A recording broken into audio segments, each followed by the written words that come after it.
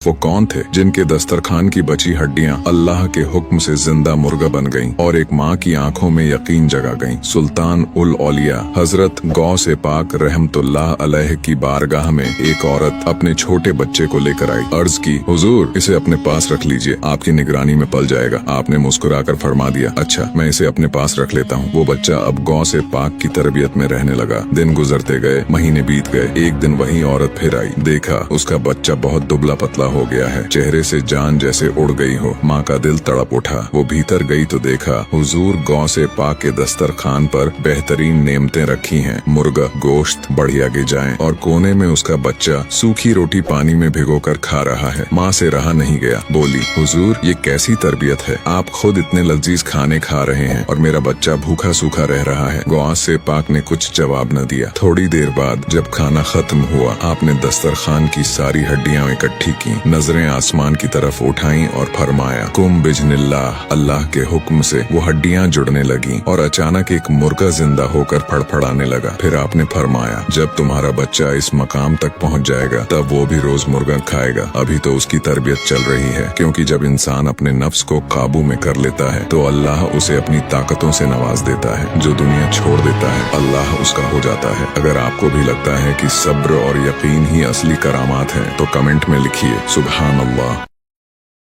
वो कौन थे जिनके एक इशारे ने पत्थर की बेजान गाय को अल्लाह के हुक्म से दूध बहाने पर मजबूर कर दिया और एक पूरे गांव के दिलों की तकदीर बदल गई। ये वाकया शहनशाह ए हिंद, हिंदुस्तान के बादशाह हजरत ख्वाजा गरीब नवाज रहमतुल्लाह अलैह का है। बात उस जमाने की है जब ख्वाजा गरीब नवाज रहमतुल्लाह अलैह अजमेर में कायम हुए कुछ ही अरसा हुआ था। आपकी करामात मशहूर हो चुकी थी, लोग आपको मानने लगे थे और दूर दूर से आपकी झलक पाने आते थे। एक सफर के दौरान आप राजस्थान के एक इलाके से गुजर रहे थे जहाँ कुछ लोग सूरज को पूजते थे और कुछ तरह तरह की वस्तुओं को देवता मानते थे। उसी जगह आपके मुरीदों की नजर एक बेहद खूबसूरत संगमरमर की बनी पत्थर की गाय पर पड़ी। लोग उसी की पूजा कर रहे थे। मुरीदों के दिल में एक ख्याल उठा, काश ये गाय दूध देती तो कितना अच्छा होता। हम तो ख्वाजा गरीब नवाज के साथ हैं, हमारी ये ख्वाहिश क्यों पूरी ना हो। उन्होंने हाजिर होकर अर्ज किया, हुजूर हम चाहते हैं कि इस गाय का दूध हमें मिल जाए। गरीब नवाज मुस्कुराए और फरमाया, अच्छा चलते हैं। जब आप और आपके मुरीद पत्थर की गाय के पास पहुंचे तो गांव वाले झुंड बनाकर दौड़ आए। कहने लगे, बाबा जी दूर हटिए, ये हमारी पूज्य गाय है। गरीब नवाज ने बड़ी नरमी से कहा, हम इसे नुकसान पहुंचाने नहीं आए, मेरे मुरीदों की एक ख्वाहिश है कि ये गाय दूध दे। गांव वाले ठहाका लगाकर हंस पड़े, बोले, बाबा जी क्या पत्थर की गाय भी दूध देती है? ये तो मार्बल की बनी हुई है।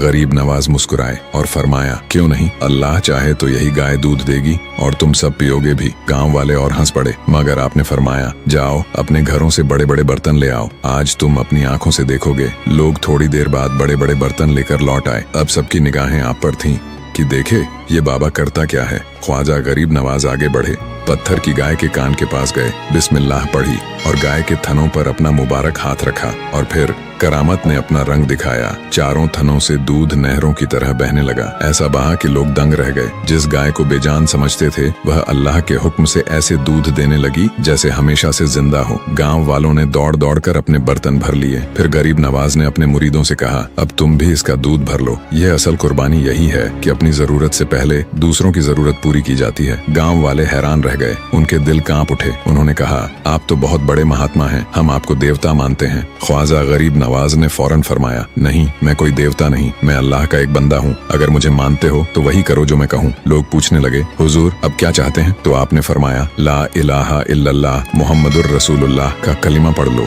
और करामत के नूर से उनके दिल यकीन की तरफ मुड़ गए। पूरा गांव मुसलमान हो गया। सुभान अल्लाह, ये है अल्लाह वालों की शान।